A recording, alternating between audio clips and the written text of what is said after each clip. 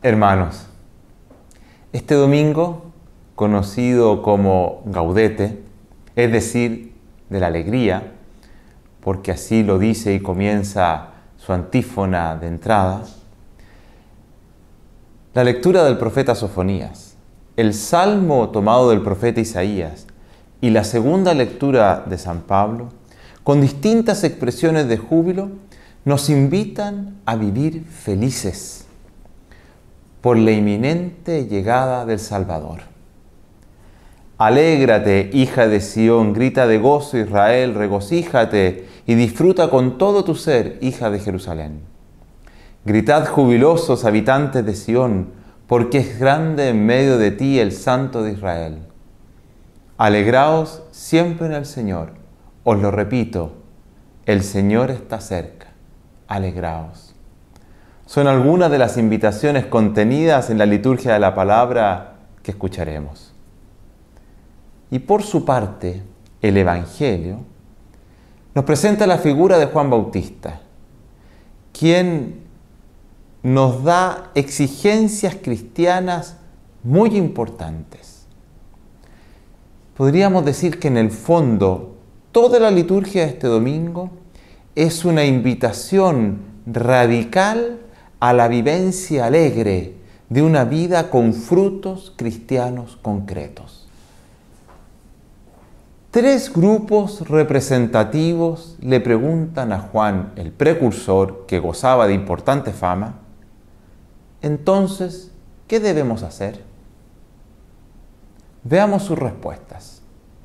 Estas nos ayudarán no solo a profundizar en el Adviento, como preparación a la venida de Cristo, sino que también en esa vida cristiana con frutos concretos. El primer grupo que le preguntó a Juan Bautista nos dice el texto que fue la gente. No se especifica quién, pero ésta le dice: entonces, ¿qué debemos hacer? Juan les responde: el que tenga 2 túnicas, que se las reparta con el que no tiene, y el que tenga comida, que haga lo mismo. Inmediatamente su respuesta llama la atención. Juan no hace ninguna invitación a una vida religiosamente piadosa o a participar en algún curso o taller particular. Todas estas expresiones de la evangelización de nuestra iglesia nos ayudan y son muy necesarias, particularmente la liturgia, su fuente y su cumbre. Pero el fruto de la conversión es vencer el pecado, particularmente aquel de omisión que daña al prójimo. De tal manera de llevar una vida donde el otro, en particular el que sufre, sea primordial. El fruto de la conversión que se nos pide para recibir a Cristo es vivir, como hemos dicho otras veces, descentrados del yo para mirar y amar al tú, dejando de crear fracturas humanas para vivir en fraternidad, esa fraternidad tan deseada por Dios. Si lo pensamos bien, esa es la dinámica de Navidad. Es el Hijo de Dios que se abaja a sí mismo para traer la salvación a los demás. El niño que esperamos en la cuna de Belén nos habla de un Dios para quien el tú del prójimo es lo más importante. Tanto así que llega a morir por amor. Luego se acercan a Juan unos publicanos y le preguntan exactamente lo mismo. Entonces, ¿qué debemos hacer nosotros?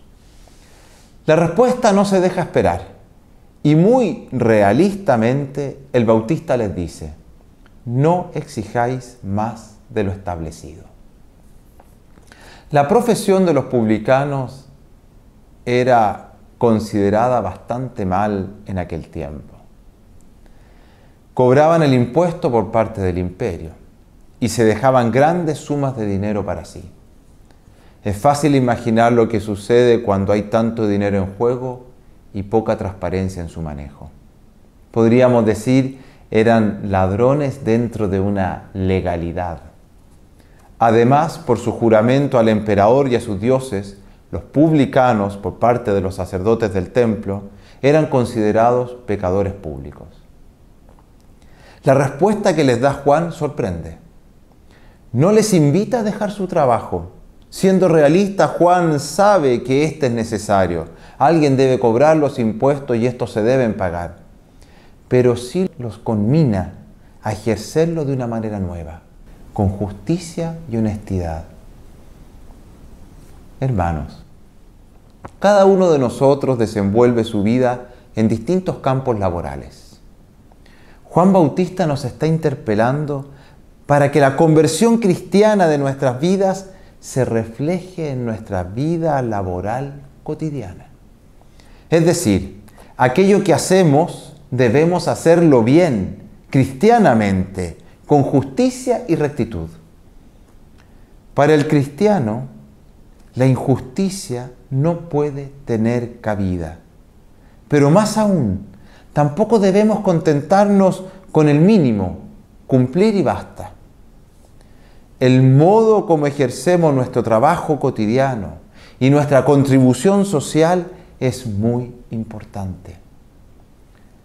El saludo, la acogida, las palabras, la mirada, la escucha, la precisión, la transparencia, la delicadeza en los detalles y tantas otras cosas.